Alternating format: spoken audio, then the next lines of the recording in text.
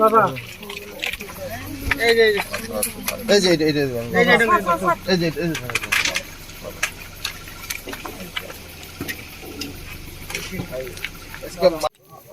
বাড়ি এই বাড়ি তুই থাক তুই লাগো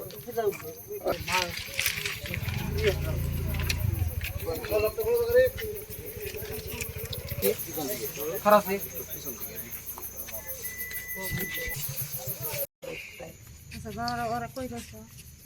गोवा में भगवान का जय कुछ भगवान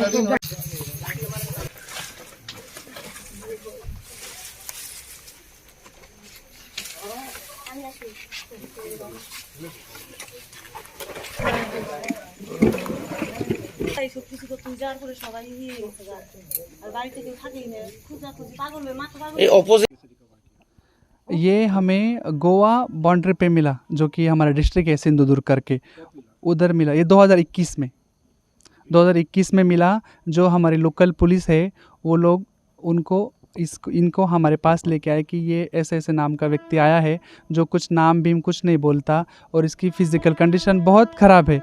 तो उन लोगों ने हमारे डिस्ट्रिक्ट हॉस्पिटल में उसको रखा 1 महीने के लिए ट्रीटमेंट के लिए, लेकिन हॉस्पिटल वाले भी 1 ही महीना रखते, जिनका कोई रिश्तेदार नहीं होता उसको फिर हमारे आश्रम में भेज देते। तो उन लोगों ने आश्रम में इसको रखने के लिए और आगे के ट्रीटमेंट के लिए हमारे पास भेजा।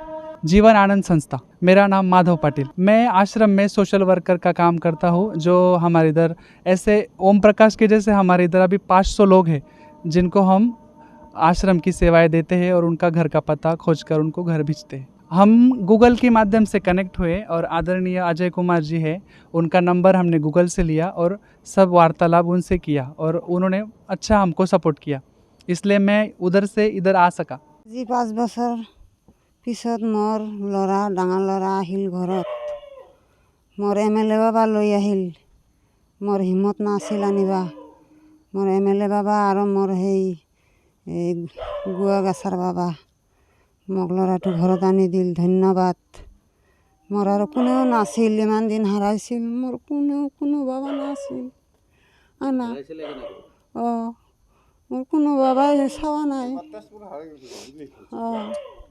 মই এতিয়া মোৰ ঘৰৰ পৰাই গাঁও চাউ ধুই খাই দেই ওলাই গৈছে আৰু অহা নাই।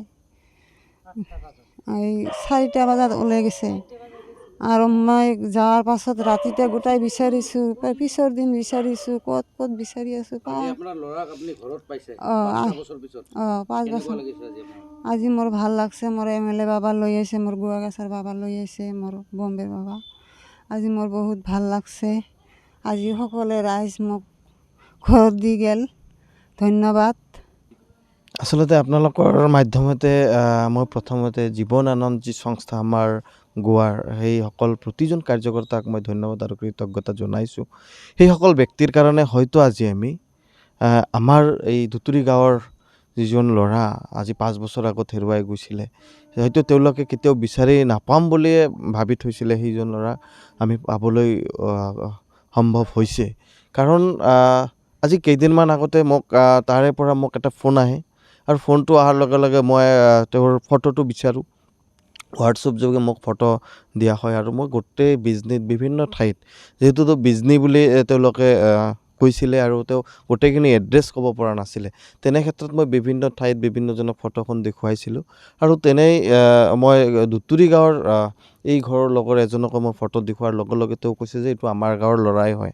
ঠিক তেনেকৈ মই তেওঁৰ মাকক যোগাযোগ কৰাৰ কাৰণে তেওঁলোকক কৈছিলোঁ। তেওঁৰ মাকৰ লগত ঠিক মোৰ তেনেকৈ যোগাযোগ হ'ল আৰু হোৱাৰ পিছত মই ভাবিছিলোঁ যে মই ইয়াৰ পৰা মানুহ পঠাই তেওঁলোকক আনিম। কিন্তু তেওঁলোকৰ লগত যেতিয়া মোৰ সেই সংস্থাটোৰ লগত কথা হ'ল, তেতিয়া তেওঁলোকে ক'লে যে নহয়, আমিয়ে তেওঁলোকক থ'বলৈ যাম, বাকী খালি এৰেঞ্জমেণ্টখিনি আপুনি কৰি দিব লাগে। আৰু সেই গোটেই এৰেঞ্জমেণ্টখিনি মই কৰি দিছোঁ। তেওঁলোকে ধুনীয়াকৈ আমাৰ মাধৱ পেটেল ডাঙৰীয়া আমাৰ মাজত আছে। তেওঁ আজি অলপ আগতে আমাৰ বঙাইগাঁও ষ্টেচনত তেওঁক লৈ তেওঁ আহিলে আৰু মই তেওঁক লৈ আহিলোঁ। আচলতে তেওঁলোকক ধন্যবাদ দিলে কম হ'ব, কাৰণ বহুতে ক'ব বিচাৰে যে জীৱশ্ৰেষ্ঠ মানুহ হিচাপে মানৱতাখিনি আমাৰ সমাজৰ পৰা হেৰাই গৈছে। কিন্তু এনেকুৱা এজন ব্যক্তিক মই লগ পাইছোঁ বা এনেকুৱা এটা সংস্থাৰ মানুহক মই কথা পাতিছোঁ, তেওঁ অকল মানুহৰ কাৰণে কাম কৰে।